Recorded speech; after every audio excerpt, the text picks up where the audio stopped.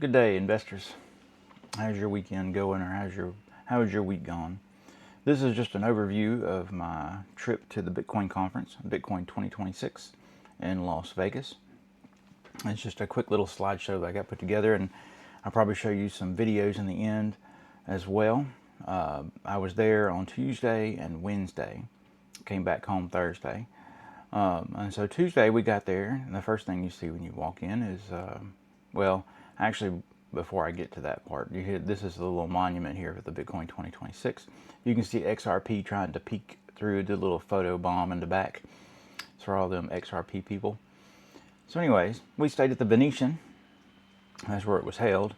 The Venetian is a fancy hotel in Las Vegas.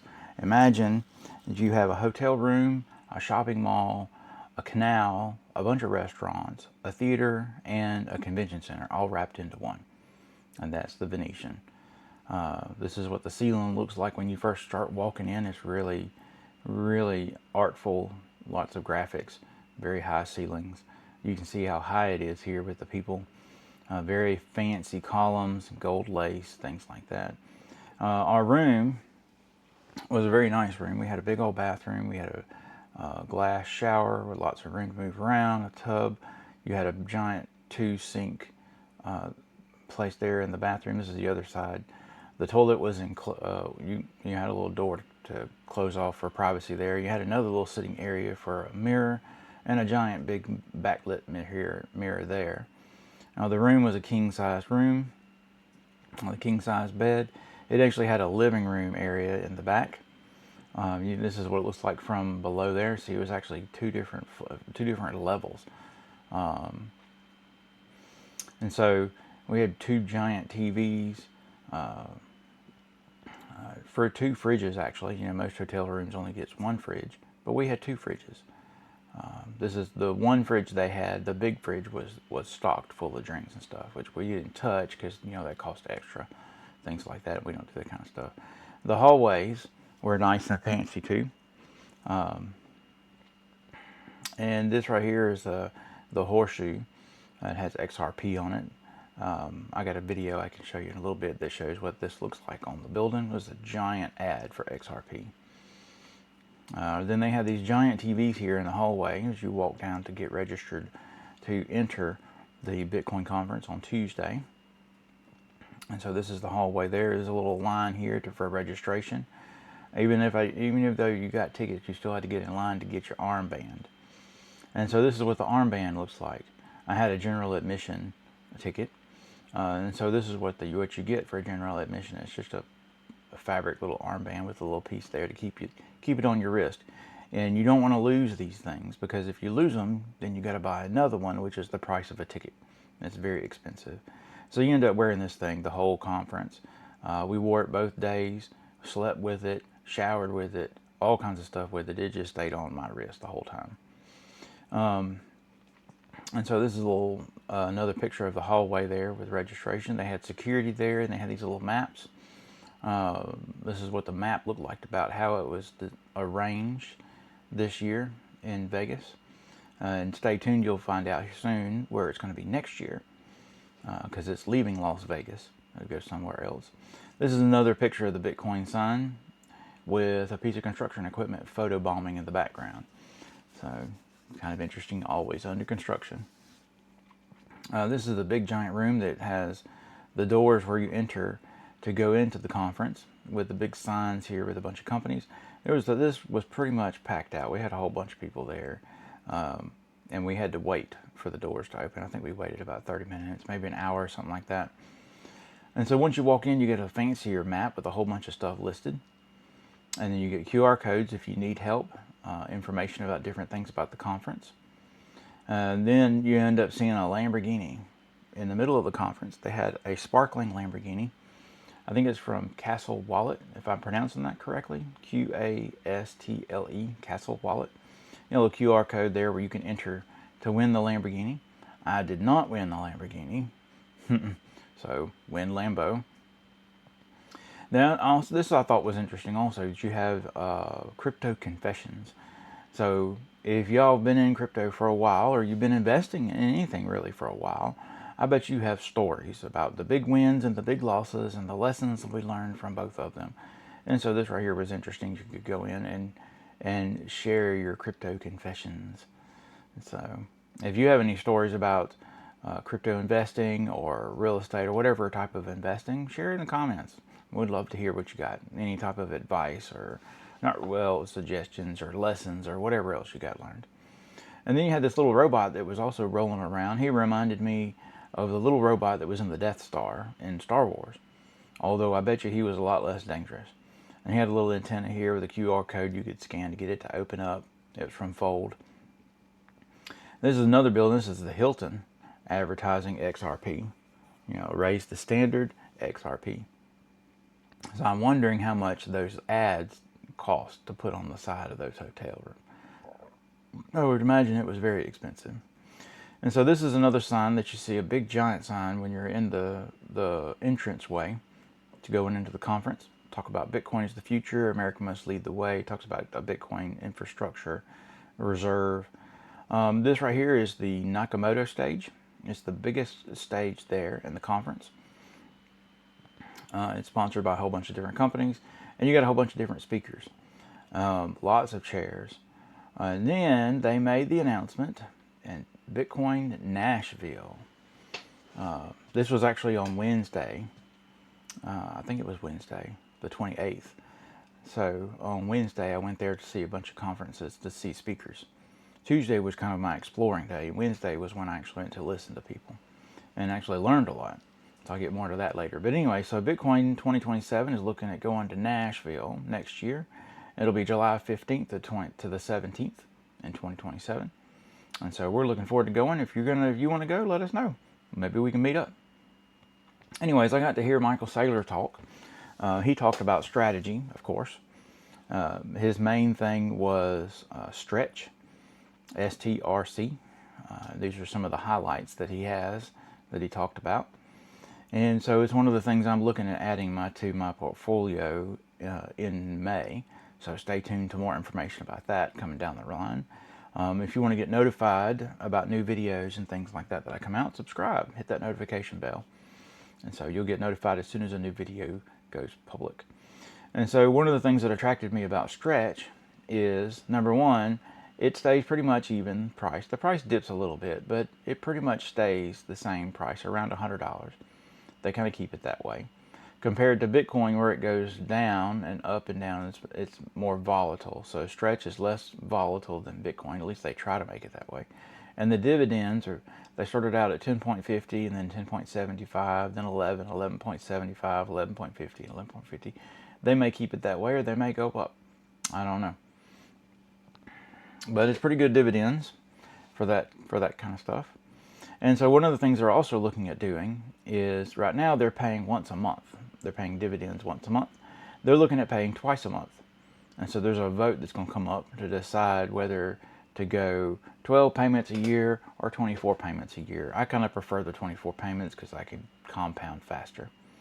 Anyways, this was, I don't know if you know what this is, but this is a giant dessert. This was a brownie a la mode at one of the restaurants we were at.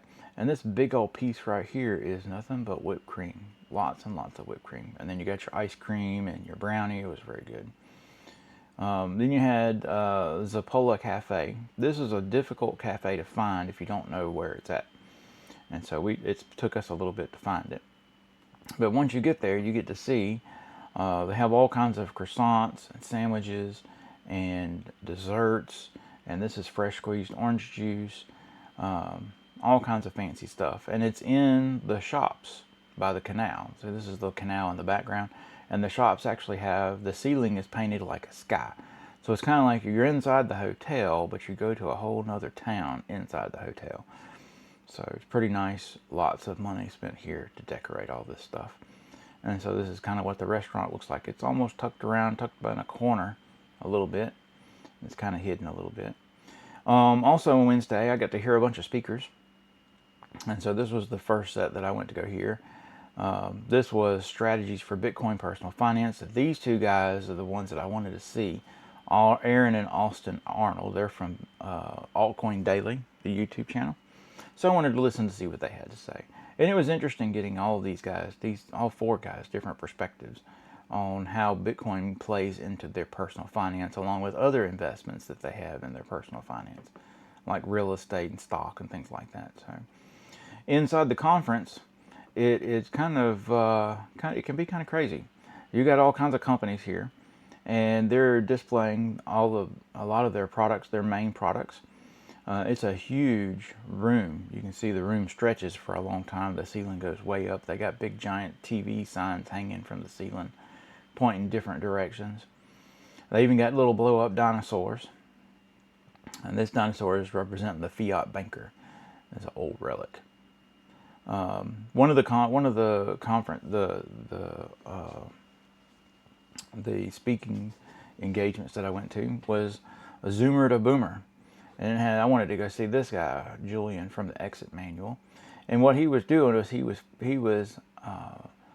directing the group to answer different questions about what each generation thought about Bitcoin. And so it had 4 or 5 different generations, and what they thought about Bitcoin, how they react to it, what they use it for, what they've got plans for, all that kind of stuff. It was pretty neat.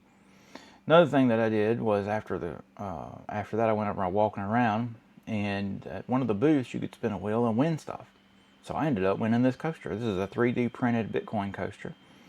And if you want to get it, you can go to cryptocloaks.com. And so it's cryptocloaks.com. You can probably buy this coaster there. I want it for free. So let me know how much it costs you to buy. And I also got this little little coin, little Bitcoin coin. And it's more for novelty than anything else. And so I ended up buying that. And I listened to another event, the documenting the rise of Bitcoin through filmmaking. It was kind of interesting. These 2 guys are filmmakers, and they've made films about Bitcoin. This girl right here is Isabella Santos. She does the Bitcoin Isle YouTube channel. And so it was interesting seeing the 3 of them talk back and forth. And then also later on, I ended up looking at a bunch of mining stuff. One of the reasons I went to the conference was to learn about Bitcoin mining. I don't know hardly anything about Bitcoin mining. And so I wanted to learn some stuff. And I may end up making a video talking about the different things that I learned there, and comparing it and contrasting it to just buying Bitcoin outright, or buying an ETF, or mining, or which way is best, what's the pros and cons. I'm still working the things out in my head, how I want to do the video, but stay tuned. There'll be another video about that coming down the line. They had all kinds of displays about mining. Some of them huge, like this. Some of them just big models, talking about their location. And so different size models, this is actually one of the miners. There's a big miner. There's another miner there. I also went to a conference about mining, decentralizing Bitcoin, the solo mining movement. These guys right here, what they're looking at is that a lot of big companies have bought up mining and are monopolizing it and controlling the hash rate. And so it's actually becoming kind of a threat. And what these guys are doing is they're trying to push more and more solo mining. The pros and cons is if you're at a big company and you're at a big pool, then the chances of winning are higher, but you only get the percentage of whatever the percentage of the pool you have. And so with solo mining, the chances of winning are astronomically lower. It's kind of like winning the lottery. But if you do win, you get it all. So I ended up buying me a BitAxe from these guys. And so that's what it looks like inside the box. That's what it looks like outside the box. And I still got to turn it on and figure out how to work it. It's still sitting on my desk. I hadn't even done anything with it. So it's just going to be more of a novelty item, just to say I got a miner. Afterwards, on Wednesday afternoon, Wednesday evening, we went to a hockey game. And it was the Stanley playoffs. It was at T-Mobile Arena. They had their own little castle and their dragon. And so they were the Golden Knights. And they actually had these little towels here sitting on their seat that you got that had a player on it. This was our towel at the playoffs. And so there's the teams that are practicing. It was the Knights versus the Utah Mammoth. And so we got to watch them practice. They actually had 2 Zambonis. If you've gone to a hockey game, sometimes they have 1 Zamboni, sometimes they have 2 Zambonis. This time they had 2 to get the ice ready quicker. And they had all kinds of graphics on the ice. It was pretty intense, very entertaining. And there's this guy that's filming, and he's watching the team about to come out of this helmet.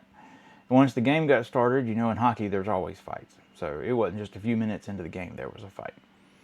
And so they had a drum line and cheerleaders as well by the castle. I never seen a hockey game that had their own hockey team that had their own drum line or cheerleaders. And so this is what the stadium looked like after things started going good. It was pretty packed, people everywhere. I think there was 18,000 people in that stadium. And so they had more fights. This is the same fight. The guy is still trying to break them up. One of the things I do at a hockey game is I buy a souvenir, and a lot of the times it's a hockey puck. So I had to decide between these 2 hockey pucks. So I want this one. This is gold and has a little glitter and stuff. It'll probably rub off. Or do I want this one that's actually in a protective case and was an official game puck? That's what the back of it looks like. So I actually bought the game puck. I got it sitting on my desk now. And so at the end, pretty close to the end of the 3rd period, it was tied 4-4. It was a very intense game, very well matched teams, and it went into double overtime. And so here's what they do with the rink between periods after the Zambonis got done with them or whatever. They'll light it up and do all kinds of fancy stuff. And so very entertaining game. And in the end, we won, or our team won, 4-5. As a matter of fact, let's go here. And let's see, okay, so first of all, here is the XRP logo on a hotel. And so they were advertising XRP at this hotel, which I thought was pretty interesting. All the XRP stuff was outside the conference, not inside the conference. Let's back this up here. And so this was the opening to the game. You actually watched a little movie on the Jumbotron. And you had an entertaining, like a little fight there in the beginning. And they had graphics all over the ice. And their mascot, or their person and our person, got to fight each other on the ice to see who was going to win. Of course, we were home, so that meant that we won. And this guy right here is filming, like I said before, he's filming watching the people come out of the helmet. As a matter of fact, let's see here if I can speed this up a little bit. There we go, right there. See them coming out of the helmet. It's a fog and all that. Pretty neat little setup. They had all kinds. They were going all out on the graphics and the entertainment. And the crowd really liked it. They had fire coming out the top of their fixture there. And so this is more pictures of their drum line. And so the drum line would play drums all through the game. And it was a pretty cool little drum line. This is actually, you know, when the Zamboni gets finished doing the ice and you have a few minutes left over between periods, they would have a little DJ. And he would do the lights and the music and everything. Had flames coming out. It was very entertaining. As you can see, you did not fall asleep at this game. It was very late when we got home. But it was cool. We stayed awake for the overtime to see who won. And in the end, let's see here, we ended up winning. Or our team, the Knights, ended up winning 5-4. And you can see they're celebrating that they made the goal, the last goal of the game. After double overtime. It was late we got back. So, anyways, so that was our Bitcoin 2026 adventure. We were there Tuesday and Wednesday, and we went to the hockey game Wednesday night. We're looking forward to going to Nashville next year. And so I've got a video that I'm probably going to do about the different ways to buy Bitcoin, including what I've learned about mining at the conference. And so if you like what we're doing, hit that notification bell, subscribe to the channel, and you'll get notified. As always, none of this is financial advice. I'm still learning. And remember, we don't know it all, but we're learning. This is the Learning Investor. Talk to y'all later.